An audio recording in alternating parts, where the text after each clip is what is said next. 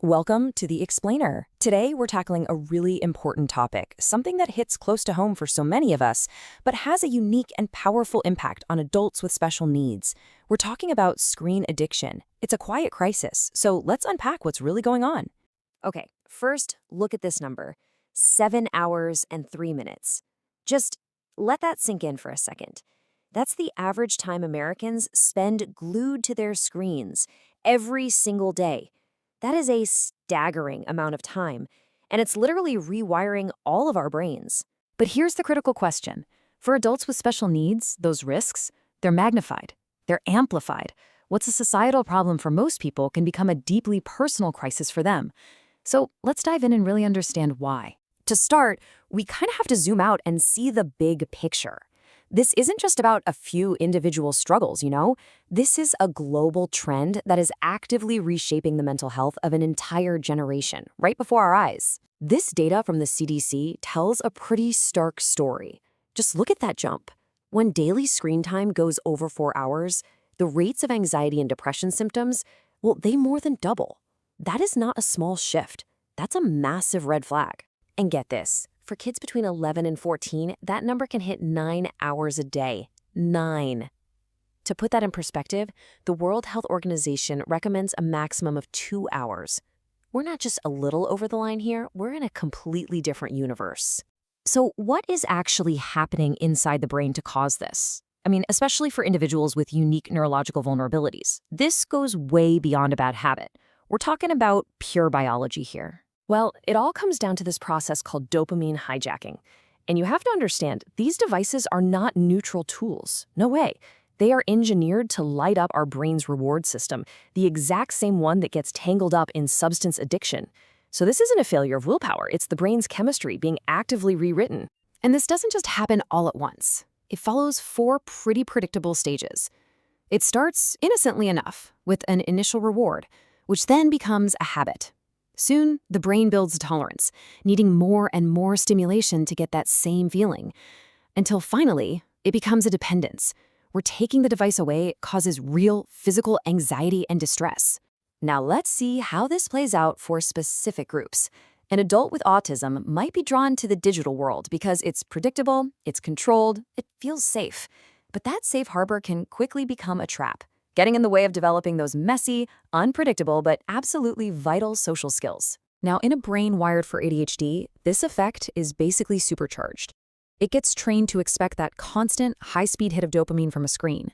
And after that, low dopamine activities, like reading a book or even just having a quiet conversation, can feel almost physically impossible to focus on. The impact is also incredibly profound for adults with intellectual disabilities. Researchers call it impoverished stimulation. It means that rich, real-world, hands-on learning gets replaced by passive screen gazing, which can actively slow down cognitive growth. It's just a devastating developmental roadblock. The damage here isn't just neurological. No, it's not contained in the brain. It spills over into every single aspect of a person's life, creating this huge cascade of negative outcomes that can be incredibly difficult for families to manage. And that cascade effect is serious. It can start with social isolation, which gets worse over time. It messes with sleep patterns. It contributes to a decline in physical health. But it also goes deeper. It damages executive function. That's the ability to plan and do things. And it chips away at the very communication skills needed to build a fulfilling life.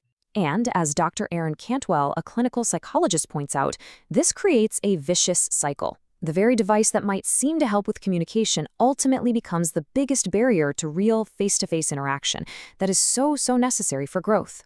Okay, so we've laid out the problem, and it is a big one. But, and this is a really important but, the story doesn't end there. We are now going to pivot to the evidence-based hope for recovery, because science doesn't just diagnose the crisis, it also shows us the way out.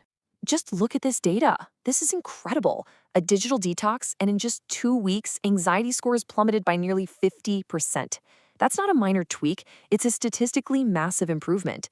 It shows us that the brain can and does heal when it's given a break. And a detox is just one tool in the toolbox. Research also points to things like cognitive behavioral therapy, or CBT, which helps build new coping skills. And here's a really key finding. When the whole family gets involved in the solution, success rates jump to over 65%. That's a game changer. So what can you, as a parent or caregiver, actually do starting today? Let's walk through an actionable game plan, one that's based on what all this research shows is most effective. So, what's the best strategy? Well, the experts overwhelmingly point to harm reduction. It's not about going cold turkey, which can be really jarring and honestly just isn't sustainable. Instead, the goal is to thoughtfully reduce screen time while actively building a richer, more engaging life offline. And the great news is, this doesn't have to happen overnight. A gradual 8-week plan like this makes the whole process so much more manageable. You start by just assessing, then you slowly reduce screen time while introducing new activities. It's this step-by-step approach that makes success so much more likely. And remember, the goal isn't just about creating a void. It's about replacing that passive screen time with active, rewarding experiences that build real skills and real confidence. We're talking about getting outdoors, creating something new, connecting with family, mastering a new life skill. This is the stuff that really builds a healthy, independent life. The stakes really couldn't be any higher.